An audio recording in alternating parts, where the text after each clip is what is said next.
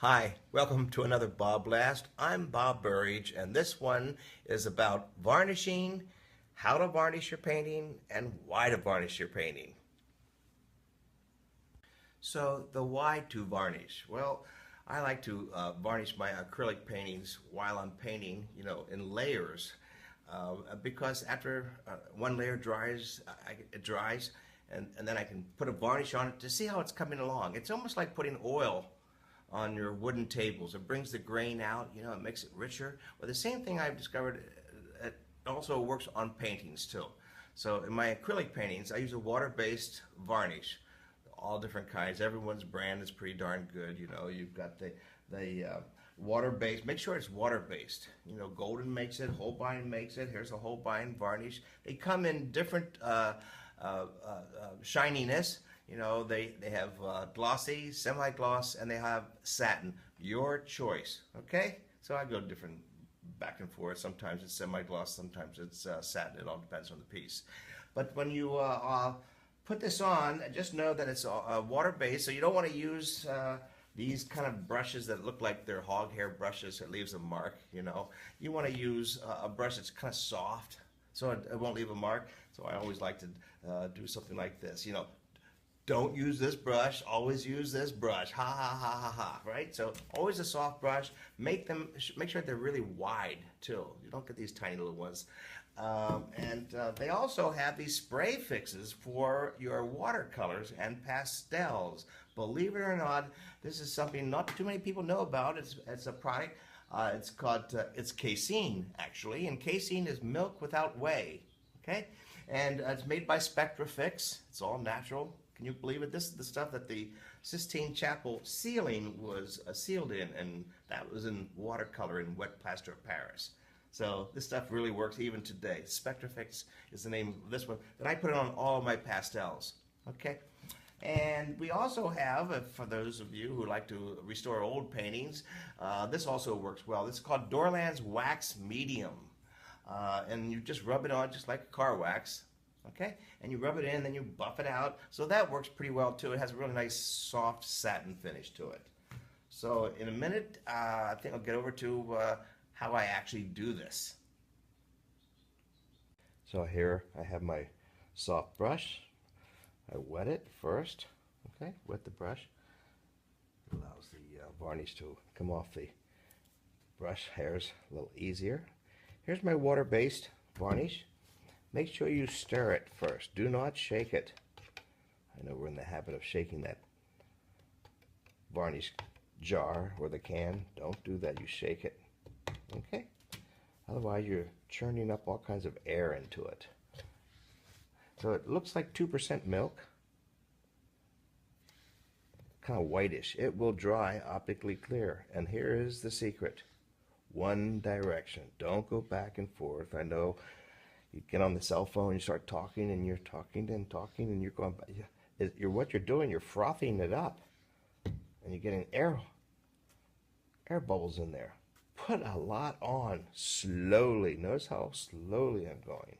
Slowly. And now, since I put so much on, go left to right. Start off. Start on. Start on rather, and off. Get all the bubbles off. Now this will dry optically clear, even though it looks kind of milky right now. And in about 15 minutes, 20 minutes or so, it will be dry enough for me to then paint on it. And I'll just keep doing this throughout several layers. So I paint, varnish, paint, varnish, paint, varnish, until it has that rich, deep look that I'm looking for. So remember, water-based acrylic varnish. This one happens to be satin. You decide. So after that dries, I will continue painting on it. So it's not usually my last varnish. So I do lots of layers just to make that clear. And then after it dries again, the acrylic dries, I do another layer. So it's almost like building a lasagna, lots of layers, right? And when I'm really finished, I'll do one more final coat of that varnish. And then I know it's finished. So that's it. That's how to varnish and why and how to. Good luck, and I'll see you on the next one.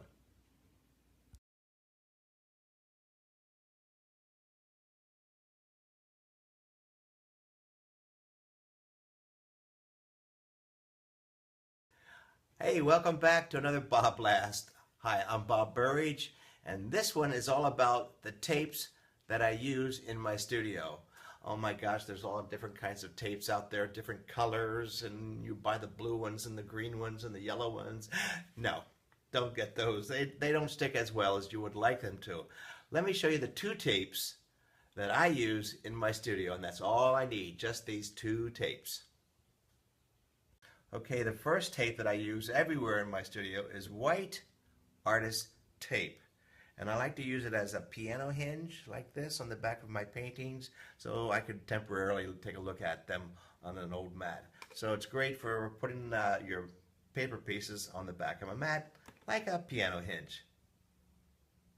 And here's the other tape. It is fantastic. It's really sticky. So we are used to using it as a box tape. That's what it is. It's also known as pressure sensitive self-adhesive brown tape. There's no special fancy name for it. I know you can get this tape at better box stores and some of those U-Haul stores that have those shipping supplies. So that's what I use. It's incredibly sticky. Let me show you what else I use this for.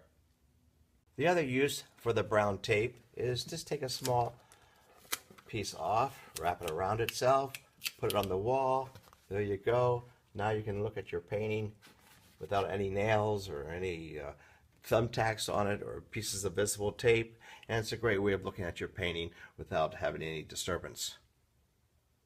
And now here's the surprise. Here's the bonus track. Gaffer tape.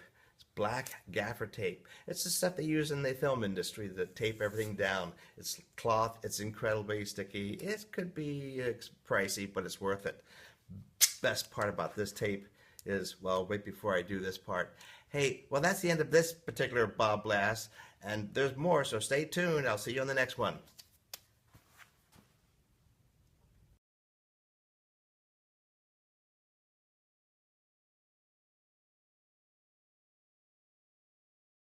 And as a reminder, I have two one-week workshops, can't wait, in August in Mendocino. Yay, one of the most beautiful places to paint. You have the headlands there, and we get to paint late at night, get there really early. I do some of my best work there because we're all painters, and the camaraderie is fantastic. Great little town. It's a great place to be creative. I'll see you in August, those 2 weeks. Choose one or both of them. I'll see you then.